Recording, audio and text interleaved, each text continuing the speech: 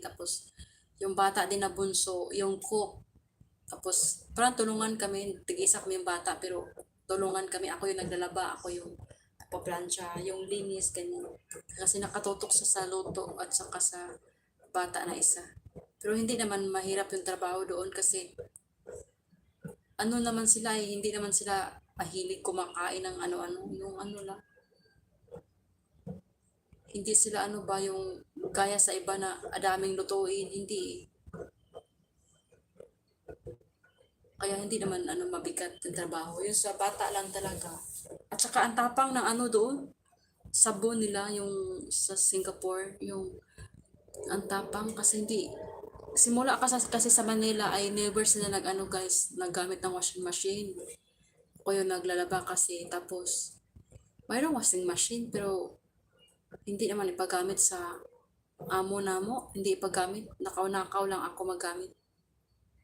Yung bilog na washing machine pag nag-umpisa na hindi mo patigil. Yun.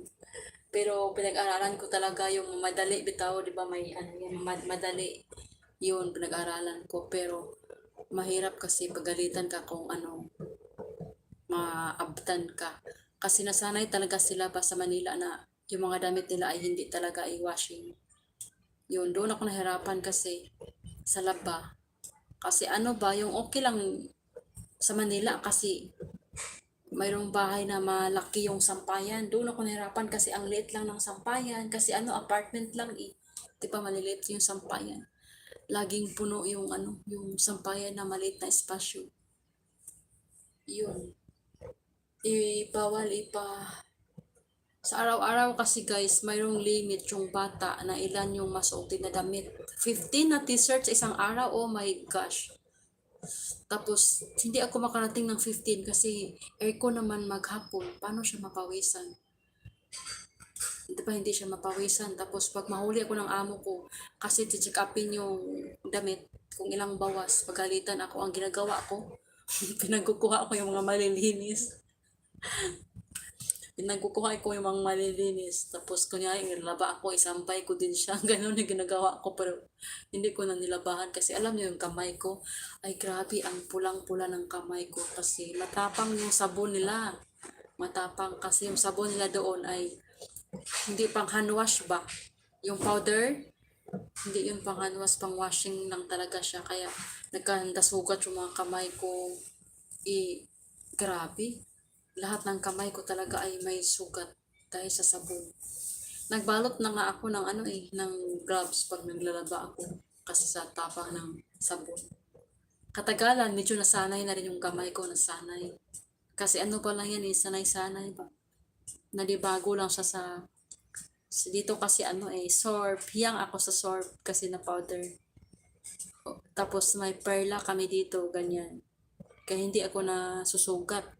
Pag yung mga sabon na Ariel, tapos yung champion ganyan, yung champion na powder, hindi ako hiyang dyan, masugat yung kamay ko. Pati yung Tide, hindi ko hiyang, sorb lang yung ano ako, hiyang. Kaya pag nag-grocery kami ay parati talaga yung sorb ang dinadampot ko, yung violet, yung blossoms.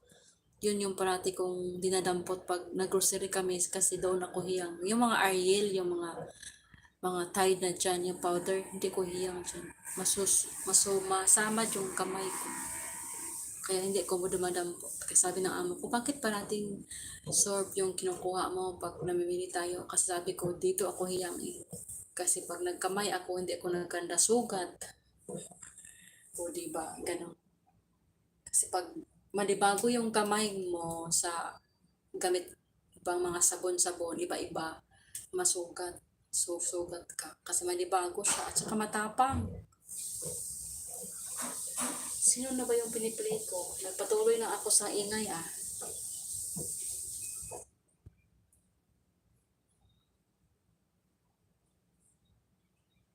Na ano pala Ate Shally, nahuli pala ako sa live mo Ate Shally eh. Sinilip ko pa, sabi ko, baka may live sa Ate Shally. Yung pala, mana. Nawahidod ko. Unya na lang Ate Shally. Kanina di ay, nung dito to sa kasi si Maria, nag-live na di kadto. O diba? Salamat guys. Sa